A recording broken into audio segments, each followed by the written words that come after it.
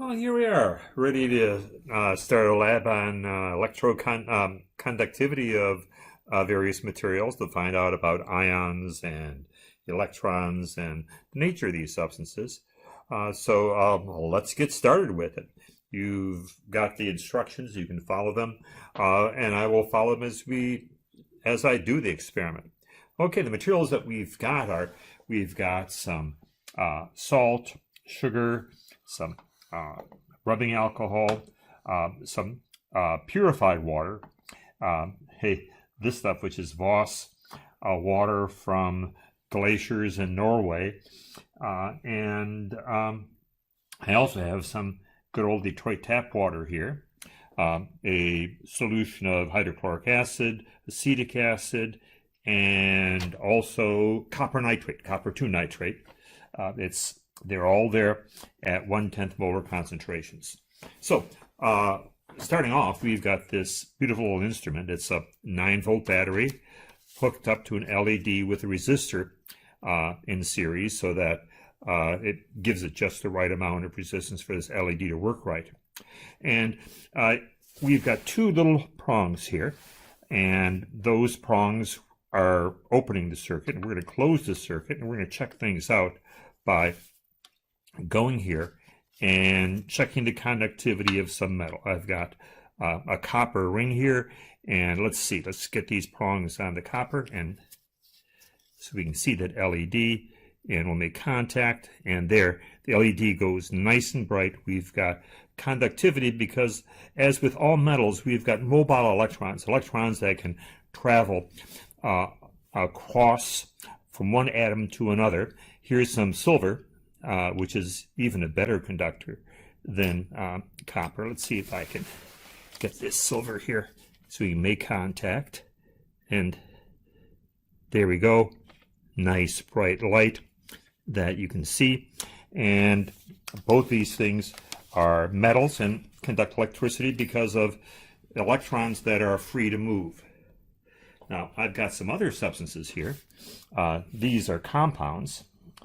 This is a sample of sugar, in this case cane sugar. It's organic compound, multi-alcohol. In organic chemistry, you can sort of look over its structure. And I have about 2 grams, roughly 0.006 moles of sugar that I weighed out on this slick paper here. And we'll see if this solid sugar does any conducting. And as you can see, that LED isn't doing much at all. It's not lit up, so we've got no conductivity. All the electrons in this compound are bound and aren't able to travel. Now, we also have some sodium chloride here, same number of moles, 0.006 moles, about 3/10 of a gram of sodium chloride. Not nearly as much material. Well, excuse me, the same amount of material, but it weighs a little bit less because we have the same number of moles, so we've got the same amount. And we'll see if this stuff conducts or not. Now, this is an ionic solid. It's not a molecular solid, so it has ions. So you think that, with ions and charges, you might be able to get some conductivity. But nothing there. And I'm going to bring out one of my favorite pieces of salt here, my green giant salt, a pure crystal of salt that I got from the Detroit salt mines, formed during the Devonian era. And we can put this thing across it and see if we get any conductivity. We got sodium ions, we've got chloride ions, and we've got no conductivity. We've got the possibility for conductivity because there are charges, unlike sugar, but nada, zip. And I'll put my little cube of pretty NaCl, sodium ions and chloride ions all locked together in this beautiful, beautiful, beautiful crystal. Okay, let's see. Now, we've tested those substances, but there's a couple of things we've missed so far. One of those is water, and that's what I've got here. Now, this water is listed as being purified. It's not spring water. It is just purified water without any additions to it. Let's see if it conducts electricity. We've got H2O molecules, which are polar, and we'll dip this. Let me just clean this off first to be sure that I don't have any impurities. I've got it cleaned off, and let's try and see if this thing lights up or not. Everybody worries about water and electricity, and nothing, nada, not even a glimmer.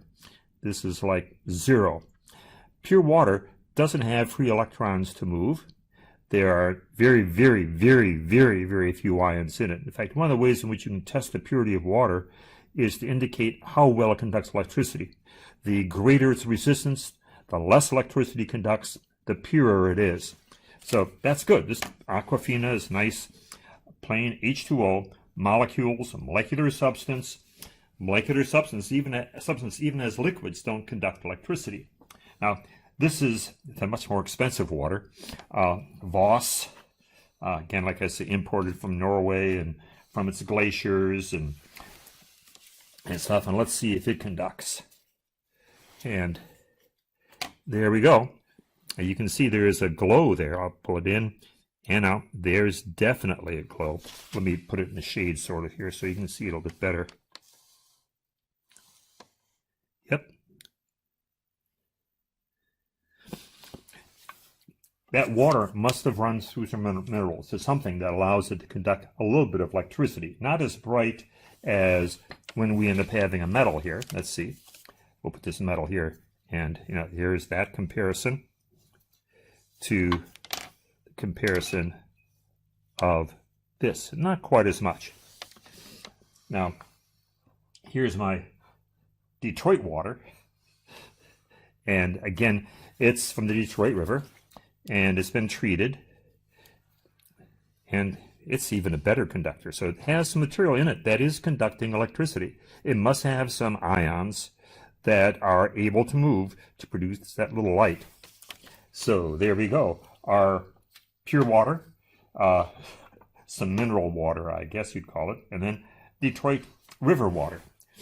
Now I've also gone here and dissolved our sugar, which I've got here, 0.1 molar sugar, and I've dissolved it in the device is really, really sensitive, and I'm going to clean it up to make sure that it doesn't have anything else on it, so it doesn't contaminate my sugar. And I'm going to even rinse it off with some pure water using my rinse bottle here, just to be sure that it doesn't have anything from the previous experiments. Okay, let's check our sugar and see if they have any conductivity. And nope, I'm not seeing anything. It may be sweet, but it's not conductive. That LED is staying dead. No conductivity. Now I'll rinse again, just to be sure that you don't have any of that sugar water in. And now we're going to try it in 1/10 molar sodium chloride, our salt water. But in this case, the salt has dissolved completely, and we're going to check the conductivity of this stuff. So here we go, dipping it in. Whoa, that lights up completely. That's as good as the copper metal that we had before. Yeah, it's just as good a conductor. In fact, that's one of the things that makes water dangerous in terms of working with electricity. If there's any impurities in it that are ionic, sodium chloride, ions, then it becomes a conductor, and a good conductor it is. The sodium ions and chloride ions are capable of carrying electric currents, and as such, we have mobile ions that are able to conduct an electric current. Now I better rinse this off because it's going to mess my experiment up if I at all have any of that leftover sodium chloride in there. So we're rinsing, making sure. Now we're checking our third material here, which is a alcohol. In this case, it's isopropyl alcohol, a molecular substance again, and no, nothing. The rubbing alcohol that I used must have been made with pure water. They didn't have any water. I mean, there was mineral water that they used when they made up the solution. This is a 1/10 molar alcohol solution, and nothing in it. No conductivity. So they did a good job making up this rubbing alcohol, this 2-propanol alcohol, because if they had used regular water with it, we would have seen some conductivity. Okay, we've got a sugar solution that doesn't conduct, and neither does the solid. We've got a sodium chloride solution that does conduct. There's a difference between the two, and its mobile ions allows, when in solution, allows conductivity. In fact, this proves that sodium chloride does break up into ions. It's a very, very nice proof of an ionic substance being very, very different than a molecular substance. And then again, if you didn't know that 2-propanol was a molecular substance, you could use this test to prove it. Now we've got 3 compounds that we're going to test the conductivity of. I put them right here in our little wells. I have some hydrochloric acid, a strong acid, 1/10 molar again, some acetic acid, or basically it's a vinegar solution. Aceto is vinegar, and it's 1/10 molar, and also some copper 2 nitrate. So you might be able to guess what the conductivity is going to be, but let's try it. Let's check, first of all, let's make double sure. I can do a second rinse here. And check the hydrochloric acid. Whoa, it's lit up. Now, HCl is a molecule, yet when you dissolve it in water, it turns into an ionic material, and that's going to be a story we deal with acids and bases. It is possible for molecular substances, molecules, to react with water molecules, both of them non-conductors, to make some excellent conductors. So this is going to be something we'll be dealing with, and it's going to involve pH. This is a really, really neat demonstration of HCl being special. It's an ionic material when it's in solution. So, but it's made of a molecule. In fact, actually, if you tested pure HCl, which is a gas, you'd find out that it doesn't conduct electricity. Pure HCl doesn't. Now, I don't have any pure HCl here. It's a gas and very difficult to deal with. Okay, so here we've got one acid, hydrochloric acid, which lights up beautifully. I've rinsed, dried, and I'm now ready to hit my other acid, acetic acid, which is made from a molecular substance, hydrogen acetate. And I've dissolved it into 1/10 molar solution, and we get some conductivity. But let's compare that conductivity to the conductivity of HCl. I think there's a difference. Let me turn off the lights and we'll try again. I'll switch off my lighting here. A little bit of lighting so I can see what I'm doing. Again, I'll try the acetic acid. There it is. And I'll clean. And the HCl. Whoa, I notice a difference. This red light is significantly brighter when it's an HCl. Our LED is getting more current running through it than it is with the acetic acid, definitely. So this acetic acid is different than HCl. They're both the same concentration, but one's a good conductor of electricity and one's moderate. Oh, okay, let me get my lights back on. Oh, no, let's keep them off. And let's test our last material, a beautiful blue solution of copper nitrate. The copper nitrate, when dissolved in water, we would expect it's an ionic material. It's soluble, as all nitrates are. And let's check its conductivity. Oh, there it is, as bright as the HCl. This thing is lit to the max. And acetic acid, not so much. And finally, oh, there we go, HCl. That is, there we go, very, very definitely bright. Let me turn the rest of the lights on. Here we go. And we're back in business. There.